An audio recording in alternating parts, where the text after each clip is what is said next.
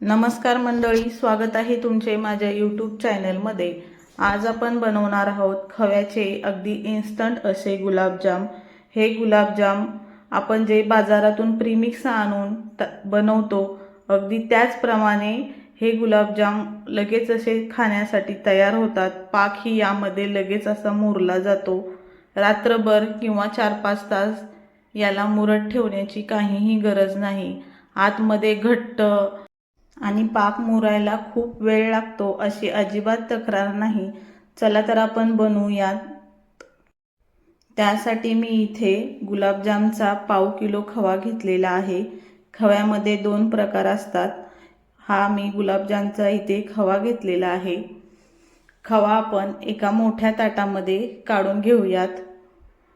खवा छान असा बोटांनी प्रेस करून एकसारखा असा मऊ करून घ्यायचा आहे।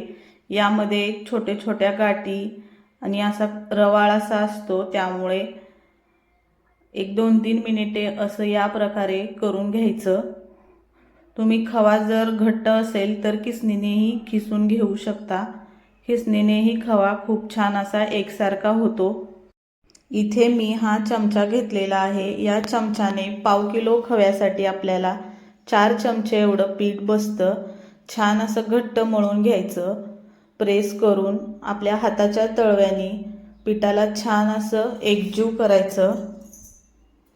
अगोदर मी 2 चमचे पीठ घेतलेलं आहे। आता आपण यामध्ये बेकिंग पावडर घेणार आहोत। बेकिंग सोडा नाही, बेकिंग पावडर। हे आपण मसाल्याच्या डब्यातील छोट्या चमच्याने अर्धा चमचा घ्यायचे आहे। याच्याने आपले गुलाबजाम लगेच असे तयार होतात। बेकिंग सोडा जर आपण घेतला तर त्यासाठी आपल्याला रात्रभर गुलाबजाम पाकामध्ये मुरत ठेवावे लागतात, इन्स्टंट होत नाहीत। खवा आपला छान असा मळून घ्यायचा आहे। इथे मी परत 1 चमचा पीठ घातलेला आहे। आता हे आपलं 3 चमचे पीठ झालेलं आहे।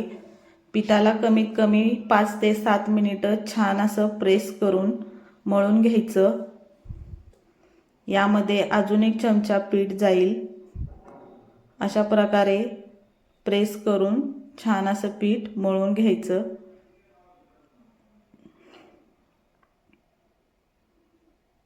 तुम्ही इथे बघू शकता आपला मऊसूत लोण्यासारखा गोळा तयार झालेला आहे। आपण हे गुलाबजाम करण्याचं पीठ छान असं मळून घेतलं की गुलाबजाम छान असे आपले तयार होतात। अजिबात चिरा वगैरे पडत नाहीत। आपण हे पीठ झाकून ठेवलेलं आहे। तोपर्यंत आपण इथे पाक बनवून घेऊयात। मी इथे 1.5 वाटी साखर घेतलेली आहे। आपण साखर जेवढी घेतलेली आहे आपल्याला पाणीही तेवढेच घ्यायचे आहे। गुलाबजामचा पाक 1 तार किंवा 2 तार असा बनवून घ्यायचा नाही, पातळच बनवून घ्यायचा। यामध्ये मी थोडीशी वेलची पूड घातलेली आहे। याला फक्त 4 ते 5 मिनिटे आपल्याला उकळून घ्यायचं आहे। 1 तार किंवा 2 तार असा बनवायचा नाही। यामध्ये थोडासा लिंबू घालून घ्यायचा, त्यामुळे आपला पाक छान असा स्वच्छ होतो आणि साखरेचे क्रिस्टलही बनत नाहीत। त्यामुळे पाक आपला इथे छान असा तयार झालेला आहे। आता आपण गुलाबजाम बनवून घेऊयात। बनवायला घेताना परत थोडंसं मळून घ्यायचं। इथे मी हा चमचा घेतलेला आहे। तुमच्याकडे असा चमचा असेल तर घेऊ शकता, कारण की आपले गुलाबजाम जसे बाजारात एकसारखे गोल भेटतात तसेच हे आपले गुलाबजाम एकाच साईजचे तयार होतात, एकसारखे। त्यामुळे मी हा चमचा इथे घेतलेला आहे। आपण हाताने करत बसलो तर ते लहान मोठे तयार होतात। इथे मी अशा प्रकारे सर्व गुलाबजाम बनवून घेतलेले आहेत। आता आपण तळून घेऊयात। त्यासाठी मी कढईमध्ये तेल घेतलेलं आहे। तेल खूप जास्त गरम करायचं नाही, त्यामुळे आपले गुलाबजाम लगेच करपतात। गुलाबजामना खूप प्रेमाने असे तळावे लागतात। त्यासाठी थोडंसं कमी तेल गरम करून लो फ्लेमवरती गुलाबजाम तळून घ्यायचे। तेल असं सतत इथे ढवळत राहायचं, त्यामुळे आपले गुलाबजाम सर्व बाजूंनी एकसारखे छान असे तळले जातात। हे आपले गुलाबजाम सुरुवातीला घातलेले आहेत. थोडेसे याला एका बाजूने डार्क रंग आलेला आहे.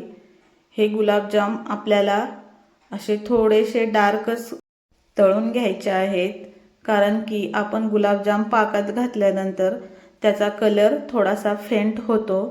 त्यामुळे अशा प्रकारे इथे आपले हे गुलाबजाम अशा रंगावरती मी तळून घेतलेले आहेत. तुम्ही बघू शकता. लो फ्लेमवरती गुलाबजाम असे हे या रंगावरती तळून घ्यायचे. पाकामध्ये हे गुलाबजाम घातले की याचा रंग बदलत नाही. गुलाबजाम पाकामध्ये घातले की थोडंसं याला ढवळून घ्यायचं.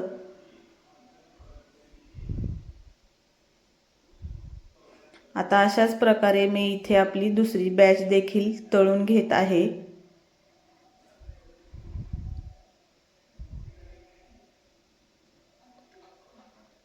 गुलाबजाम तळताना सतत असा एक चमचा घेऊन हे असे हलवत राहायचे.